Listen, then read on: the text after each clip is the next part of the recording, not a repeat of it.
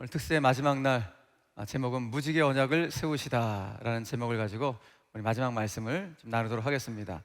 여러분, 그 정면에 보시면은 우리 특세 이 백월, 백월이 이렇게 있는데, 월화 수 목하고 오늘하고 다른 게 뭐가 있어요? 어우, 센스가 역시 무지개가 떠올랐죠? 예, 아마 못 보신 분들 계실 거예요. 예, 우리 목요일까지는 무지개가 없었는데 오늘 무지개가 떠올랐습니다. 오늘 제목은 무지개 언약을 세우시다. 자, 오늘 하나님이 어떤 말씀을 주실지 제가 좀 시간이 없어갖고 지금 어떻게 이걸 전할지 모르겠지만 아무튼 최선을 다해서 한번 여러분들과 말씀을 좀 묵상하도록 하겠습니다. 몇 년 전에 우리 교회 선교팀하고 몽골로 특별히 축구 선교팀을 갔던 그 기억이 있습니다. 그때 우리 몽골 선교팀하고 그 몽골 그 초원의 그 거친 바람을 맞으면서 팀원들이 빙 둘러 원을 만들어 갖고 그 자리에 서서 바람을 맞으면서 하나님을 찬양했던 기억이 있어요. 그때 뭐 김명희 집사님이 얼마나 그 바람 맞으면 찬양을 잘하시는지 그때 불렀던 찬양 중에 여러분 잘 아시는 주 하나님 지으심 모든 세계 내 마음속에 그리워 볼 때 하늘의 별 울려 퍼지는 뇌성 주님의 권능 우주의 찬내. 그 다음 뭐예요? 주님의 높고 위대하심을 내 영혼이 찬양하네. 이 찬양을 그 초원의 바람을 쫙 맞으면서 빙 둘러서서 우리가 찬양을 했던 기억이 있습니다. 그러니까 드넓은 초원의 바람을 맞으니까 하나님의 권능을 찬양하지 않을 수가 없었던 것입니다. 여러분, 대개 사람들은 대자연 앞에 딱 서게 되면 일단 입이 딱 벌어져요. 와, 그러면서 어떤 그 자연에 대한 경외감이 생기게 됩니다. 대자연 앞에 서게 되면. 그런데 일반 뭐 하나님을 믿지 않는 사람들은 대자연 앞에서 자연 그 자체를 향한 어떤 신비로운 경외감을 가지고 우와라고 이런 탄성을 지르지만, 예수 믿는 사람들은 그 대자연 앞에서 대자연을 만드신 창조주 하나님, 그리고 그 대자연의 배후에 계신 그 창조주 하나님을 찬양하게 된다는 거예요. 이것이 어떻게 보면은 신자와 불신자의 어떤 결정적인 차이라고 할 수 있어요. 그냥 자연에 대한 신비로운 경외감을 갖는가, 아니면 정말 이 자연을 만드신 창조주 하나님의 손길 앞에 경외감과 그분을 찬양하는 찬양이 터져 나오는가. 이것이 이제 신자와 어떤 불신자의 결정적인 차이라고도 할 수 있을 것입니다. 자, 그런데 오늘 드디어 노아가 방주 바깥으로 나와서 다시 대자연 앞에 딱 섰습니다. 그 대자연은 이전의 대자연과 생각했을 때 완전히 다른, 모든 것이 다 새로워진 대자연 앞에, 여러분, 노아가 얼마나 두려웠을까요? 네, 그 대자연 앞에 섰을 때 너무너무 두려웠을 거예요. 그래서 그럴 것이 본인과 본인의 가족들 외에는 지구상에는 모든 인간들이 다 사라져 버렸으니 이게 얼마나 두려운 일일까. 그러니까 그는 대자연 앞에 딱 섰을 때 우와 멋있다 이게 아니라 너무 두려운 거예요. 너무너무 두려운.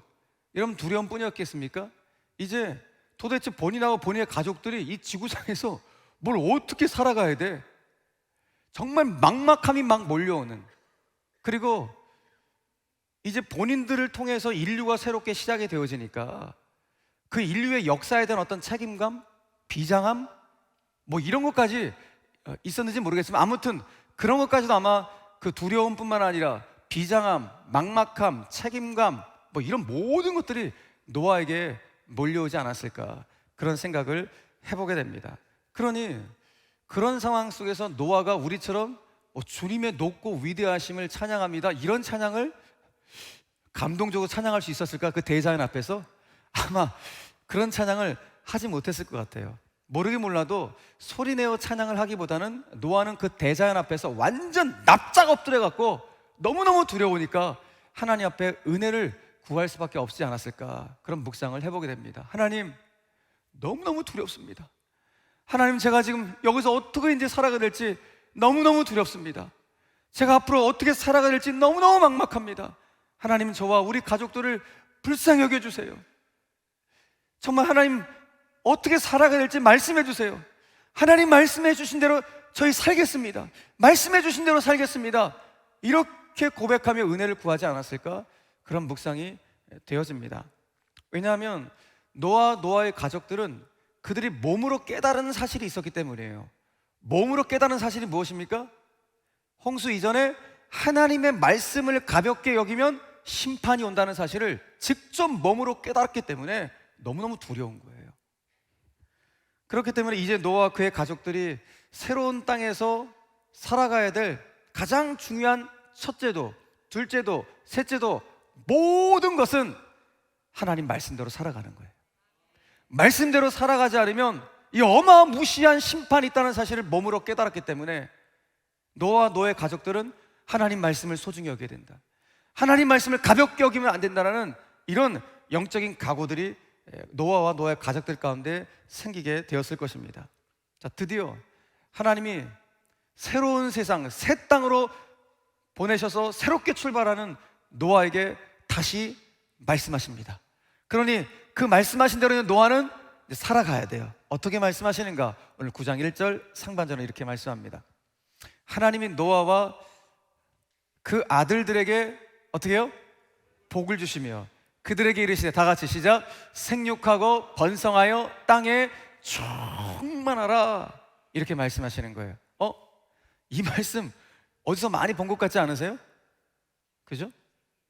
창세기 1장에 보면 하나님이 사람을 창조하신 다음에 사람에게 제일 먼저 줬던 최초의 말씀이 이 말씀이었어요. 창세기 1장 27절 이하의 말씀 보니까 사람 만드신 다음에 이렇게 말씀해요.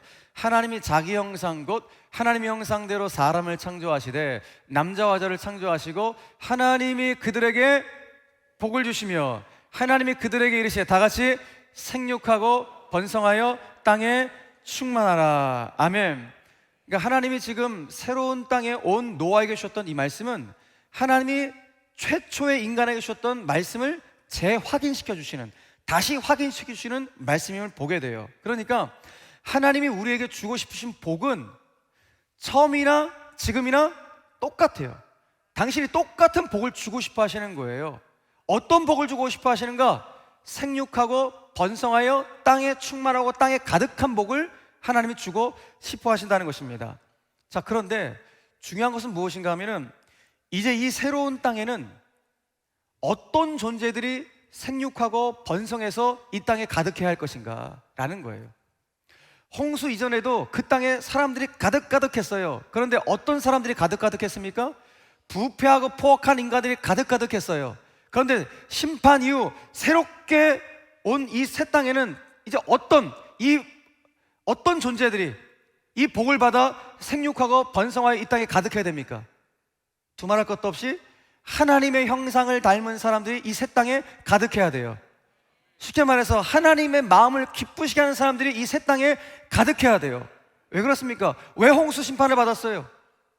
하나님의 형상을 내던져버린, 그래서 부패와 포악의 짐승의 탈을 써버리는 바람에 대홍수 심판을 받았기 때문에 이제 새로운 땅에는 그런 부패와 포악함의 탈을 쓴 짐승이 있어서는 안 되고 정말 하나님의 형상을 입은 사람들, 하나님의 마음을 기쁘시게 하는 사람들이 이 새로운 땅에 있어야 돼요. 그런데 안타까운 건 무엇입니까? 인류는 지금까지도, 역사적으로 지금까지도 그저 생육하고 번성하는 데만 몰두했지 무엇을 내다버렸어요? 또다시 하나님의 형상을 내다버렸어요. 그렇게 심판을 맞았음에도 불구하고 또 포악함과 부패의 짐승의 탈을 써버리고 하나님의 형상을 내동댕이 쳐버리지는 이런 안타까운 일들이 지금까지 벌어지고 있는 것입니다. 왜 그렇습니까? 또다시 하나님의 심판을 가볍게 여겼기 때문입니다. 심판 안 와. 그런 심판 없어. 또다시 하나님의 심판을 무시하고 가볍게 여기는 그런 일들이 벌어지게 된 것입니다. 여러분, 분명 노아하고 노아의 가족들은 지구상에 본인들만 남아있으니, 그래서 지구상에서 본인들만 구원을 받았으니까 하나님의 심판, 이 홍수 심판이 얼마나 무시무시한지를 본인들은 너무너무 잘 아는 거예요. 이 심판이 이게 보통 심판이 아니구나, 진짜 지면에 있는 사람 다 쓸어가시는 하나님의 심판이구나, 몸소 체험한 사람들이 노아하고 노아의 가족들이에요. 그러니 두 번 다시 이런 심판을 받지 않기 위해서 노아하고 노아의 가족들은 여러분 어떻게 살아가겠습니까? 하나님 말씀대로 살아가야 돼. 근데 본인들만 하나님 말씀대로 살아가서는 안 되고 앞으로 본인들의 자녀, 후손들까지도 그렇게 하나님 말씀을 가볍게 여기면 안 된다. 하나님 말씀대로 살아가야 된다. 하나님의 형상 입은 사람들답게 살아가야 된다. 이런 말씀을 자녀들 가운데, 후손들 가운데 가르쳐 가야겠죠. 안 그러면 심판이니까. 본인들만 깨달았으니까. 그런데 이게 안타까운 게 뭐냐면은 노아의 자녀, 후손들에서 어느 세대에서 그게 끊겨버렸어요. 그게 끊겨버려서 지금까지 하나님의 형상을 내동댕 쳐버리고 다시 부패와 포악함의 탈을 써버리는 이런 일들이 벌어지게 되었다는 것입니다. 여러분, 그러니까 하나님의 심판의 메시지를 가볍게 여기는 게 이게 얼마나 무서운지 우리는 오늘 노아의 이 이야기를 통하여서 우리 삶 가운데 또 우리 신앙 가운데 새기고 또 새겨야 돼요. 자, 이런 차원에서 자, 노아가 그런 무시무시한 심판을 깨닫고 가족들도 그걸 깨닫고 우리 자녀 후손들 가운데는 결코 이런 일이 벌어서는 안 된다. 그런 마음을 가지고 가르치고 또 가르쳤을 거예요. 근데 문제는 뭐라고요? 어느 세대에서 그게 끊겨버렸다고요. 무엇이? 자녀를 향한 부모의 신앙 교육이 끊겨버렸어요. 단절되어 버렸다고요. 이게 무서운 거예요. 그래서 오늘 우리가 정말로 기억할 것은 자녀를 향한 부모의 신앙 교육이 얼마나 중요한지 다시 한번 깨달을 수 있어야 됩니다. 중요한 것은 우리 가문의 신앙 교육이 혹여라도 어느 세대에서 단절돼 버리면 정말 큰일 난다. 그냥 나만 예수 잘 믿고 우리 자녀들 어떻게 되든지 그게 아니라 정말 우리 자녀 세대들 가운데 또 그 자녀의 세대들 가운데 정말 천대까지 하나님의 믿음의 가문이 갈 수 있는 이런 놀라운 은혜가 여러분 저와 여러분들 가운데 우리 가문 가운데 있게 되기를 주님의 이름으로 간절히 축원합니다. 그래서 오늘 저와 여러분들이 첫 번째로 마지막 날 기도할 기도의 제목이 무엇인가 하면은 주님, 하나님 잘 섬기고 하나님께 순종하는 우리 부모 세대의 신앙이 우리 자녀 세대들에게도 아름답게 전수되게 하셔서 그야말로 아브라함과 이삭과 야곱과 그리고 요셉으로 이어지는 믿음의 세대 계승의 역사가 우리 가문에 충만히 이어질 수 있도록 역사하여 주시옵소서. 이와 같은 신앙의 세대 계승을 위해서 여러분 반드시 기도하시길 바랍니다. 정말 제일 중요한 거예요. 우리 신자에게 가장 중요한 것은 신앙의 대가 끊어지지 않는 거예요. 지금 내가 1세대인 분들도 있어요. 내가 믿음의 1세대인 분 괜찮아요. 나부터 이제 시작하면 되는 거예요. 그런데 그 신앙의 대가 어느 순간 끊어져 버렸다면 그것만큼 심각한 것은 없으니 하나님 오늘 이 특세를 마무리하면서 이 놀라운 은혜 앞에 제가 섰습니다. 우리 가문 어떤 경우에도 신앙의 대가 끊어지지 않을 수 있도록 주님 붙잡아 주시옵소서. 이런 축복이 우리 제일의 모든 영가족들 가운데 있게 되기를 주님의 이름으로 간절히 축원합니다. 자, 한 걸음 더 나아가 봅시다. 자, 이처럼 지금 하나님의 형상을 내던지고 부패와 포악의 탈을 쓴, 그래서 인간의 죄악을 많이 버리게 되죠. 그 인간의 죄악으로 말미암아 이렇게 홍수 심판이 오게 되었습니다. 자, 심판을 받았다고 하는 것은 무슨 의미인가? 쉽게 말해서 하나님과의 관계가 단절되고 말았다라는 거예요. 이게 심판을 받았다는 것입니다. 그런데 우리 인간의 죄악으로 말미암아 하나님과 인간의 관계가 단절된 것으로 그쳐진 것이 아니라 우리의 죄악 때문에 어떤 관계가 영향을 끼쳤는가? 사람과 사람과의 관계에 영향을 끼치게 되었고, 더 나아가서는 우리 사람과 다른 피조물들과의 관계에 전반적으로 영향을 끼치게 되었어요. 동물들, 모든 대자연과 안타까운 관계 가운데 있게 되는 거예요. 그러니까 홍수 이전에는 우리가 다른 피조물들과 적대 관계가 아니었어요. 근데 홍수 이후에는 인간과 다른 피조물들이 적대 관계가 되어버린 거예요. 근데 이제 우리가 나아갈 새로운 꿈꾸는 나라가 뭐예요? 사자와 어린 양이, 그죠? 어린이 독사에 손을 넣어도 전혀 괜찮은, 해가 없는 그런 것을 꿈꾸는 나라를 향하여 우리가 나아가는 거 아니에요? 그러니까 그게 홍수 이전의 상태였다고요. 그래서 성경은 이 홍수 이후에 어떻게 인간과 자연 질서가 재배치가 되었는가, 재설정이 되었는가, 그 질서의 재질서가 어떻게 되었는지를 이렇게 설명해 주고 있어요. 자, 본문 오늘 2절로 3절 말씀 보십시오. 땅의 모든 짐승과 공중의 모든 새와 땅에 기는 모든 것과 바다의 모든 물고기가 너희를 어떻게 해요? 두려워하며 너희를 무서워하리니 이것들은 너희 손에 붙였음이니라. 모든 사한 동물은 너희의 먹을 것이 될지라. 채소같이 내가 이 동물들을 너희에게 다 주노라 그랬어요. 자, 제가 지금 앞서 말씀드린 것처럼 원래 인간과 다른 피조물과의 관계는 적대 관계가 아니었다니까요. 그런데 인간의 죄악으로 말미암아 홍수 심판을 받은 이후부터는 동물들이 이제 인간을 두려워하게 되는 거예요. 무서워하게 되는 거예요. 그리고 땅, 저 바다, 하늘에 있는 모든 생명체들까지 이제 인간의 뭐가 됐어요? 먹거리가 돼버렸어요. 적대 관계가 아니었는데 우리의 먹거리가 돼버렸어요. 그러니까 우리는 홍수 심판 전까지만 해도 육식을 안 먹었어요. 그냥 채식만 먹어도 다 살아갈 수 있도록 하나님 만들어 놓으셨어요. 그리고 그 모든 다른 동물들과는 좋은 관계 속 살아가도록 하나님 만드셨어요. 근데 죄 때문에 이 관계가 어그러져 버렸어요. 적대 관계가 되어버렸다고요. 그래서 우리가 먹어요 이제. 그래서 홍수 심판 이후부터는 육식을 먹는 그런 생활로 바뀌게 되었다는 것이죠. 자, 그런데 하나님은 우리 인간 가운데 너희들이 이제 동물을 먹어도 좋아, 동물을 취식하는 것을 허용을 하셨다고요. 허용을 하셨는데 단 하나, 금기사항을 하나 전하셨어요. 소위 말해서 너희들과 원래 다른 피조물과의 관계는 적대 관계가 아니었어. 그런데 너희들 죄로 말미암아 이제 적대 관계가 되고 너희들이 이제 그것을 먹는 먹거리를 이제 삼게 되었는데, 그럼에도 불구하고 너희들하고 다른 피조물과의 안전장치가 하나 있어야 된다. 안전장치. 그 안전장치가 뭐냐? 그 동물들을 피채는 먹지 말아라, 이거예요. 그래서 오늘 본문 말씀 4절 이하에 보니까 그러나 고기를 그 생명되는 피채 먹지 말 것이니라. 내가 반드시 너희의 피 곧 너희의 생명의 피를 찾으리니. 왜? 그 동물을 피채 먹으면 아예 네 생명을 내가 찾겠다고 주님이 말씀하시는 거예요.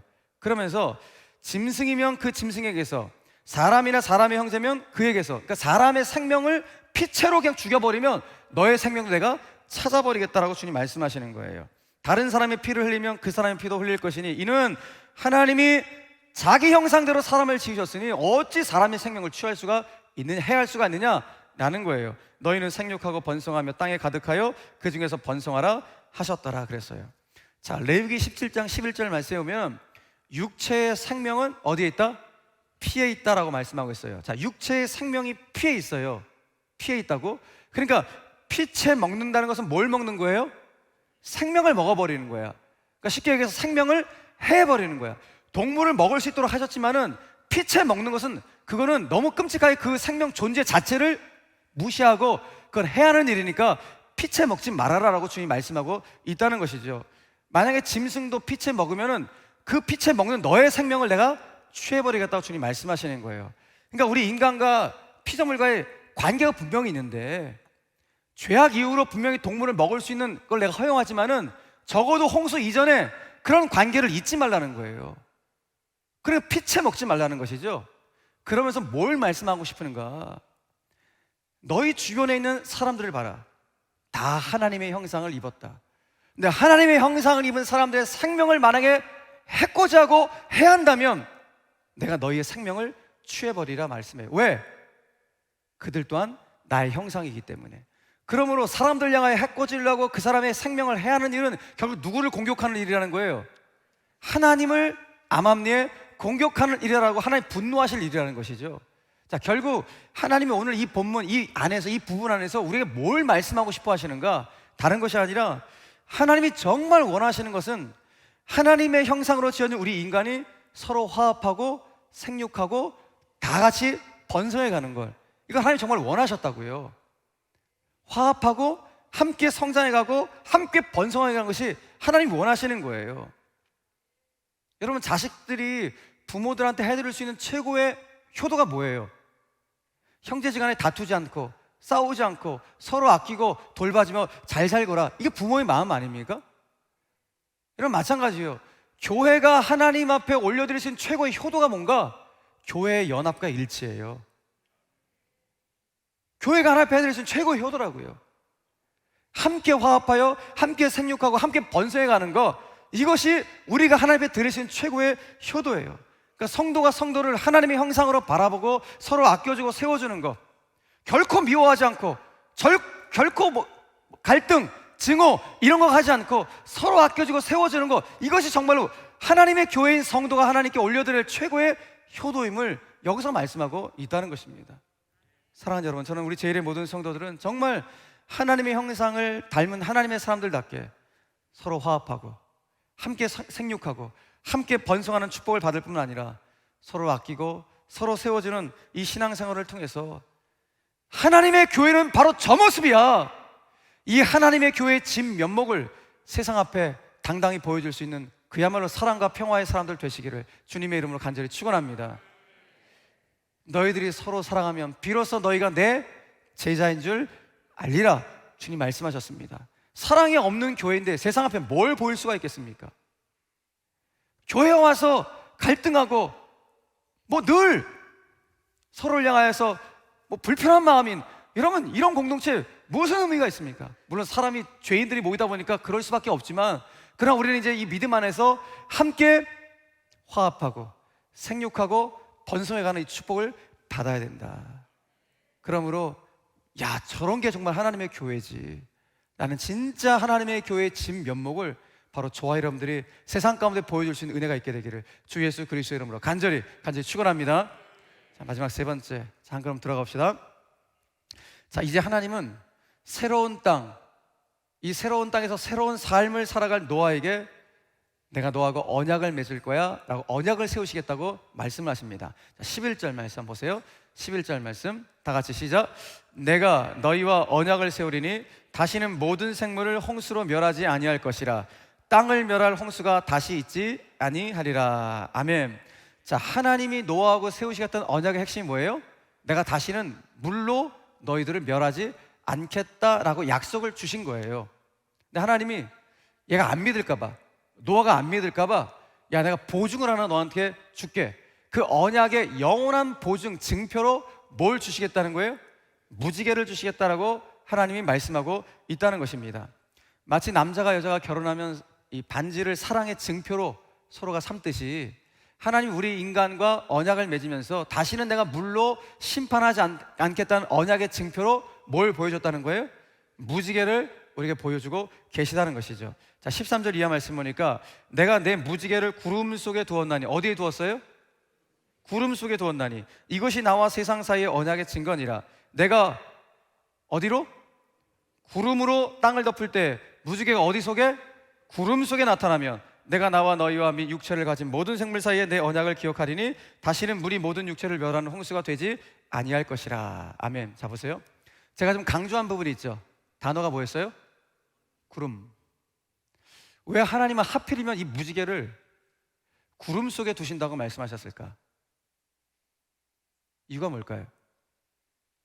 여기에 하나님이 우리를 향하신 정말 섬세한 사랑이 들어가 있어요. 하나님이 무지개를 구름 속에 두신 이유가 뭔가? 하나님 기가 막히신 분이구나. 여러분 한번 생각해 보세요. 노아하고 그의 가족들이 새로운 땅에 살아간다고요. 그죠? 일도 하고 새롭게 개척을 한다고요. 어떤 날은 태양이 막 착 찌기도 하고, 어떤 날은 모래바람이 막 불기도 하고, 어떤 날은 먹구름이 몰려 비가 막 내리기도 하고. 그런데 먹구름이 보이는 거야. 먹구름만 보이면은 트라우마가 생기는 거야. 왜? 홍수 심판을 받아갖고. 비가 내릴 거에 대한 이 트라우마, 먹구름 트라우마가 노아하고 노아의 가족들 가운데 있거든요. 그러니까 구름 보면 늘 놀라는 거죠. 구름 보면. 여러분, 터널에서 사고를 당하신 분들은 터널 들어갈 때 운전하면서 이렇게 들어간다잖아요. 운전할 때 터널 무너질까 봐 트라우마가 생겨갖고. 그러니까 노아의 가족들은 마찬가지예요. 먹구름만 보면은 너무너무 두려운 거예요. 아이고, 이게 또 이거 홍수가 되면 어떡할까? 하나님이 두려워하지 마. 그 구름 속에 뭘 주셨어요? 무지개를. 이 언약의 증표가 네 두려움 가운데 있지? 그 두려움 아무것도 아니야. 노아의 두려움을 다 떨쳐버릴 수 있도록, 노아의 두려움을 다 버릴 수 있도록 무지개를 노아의 가족 가운데 착 주시는 거예요. 이게 정말 기가 막힌 일이에요. 여러분 보세요. 하나님은 온 우주 만물을 창조하시고 온 우주 만물을 지금도 운행해 가시는 그야말로 스케일이 보통이 아닌 분이 우리가 믿는 전지전능한 하나님이라고요. 근데 하나님은 우리의 상처, 아픔, 불안, 두려움이 무엇인지도 아시고 그 두려움과 상처와 아픔과 염려도 싹 물러갈 수 있도록 무지개라는 섬세한 것도 우리에게 주시는 디테일에 능하신 분이 우리 하나님이라는 거예요. 그러니까 하나님은 큰 것만 이루신 것이 아니라 지금 내 안에 있는 그렇게 가슴 아파하고 가슴 치면서 아파하는 그런 상처와 아픔이 무엇인지 너무 잘 아신다는 거예요. 그것은 무지개를 통하여 우리에게 보여주시는 거예요. 아, 하나님, 내가 믿는 하나님은 이렇게 디테일에 능한 하나님이구나. 내 아픔이 무엇인지, 내 걱정이 무엇인지, 그 상처가 무엇인지를 친히 아심, 내 머리칼 한 올까지도 다 세워주시는 그 디테일에 능하신 하나님이 나의 하나님이구나. 무지개를 딱 보면서 우리는 그 하나님을 경험하는 거예요. 그래서 앞으로 여러분 무지개가 딱 뜨면은 와, 무지개다, 이걸 끝나면 안 되고 하나님이 나를 저렇게, 나를 너무너무 사랑하시는구나.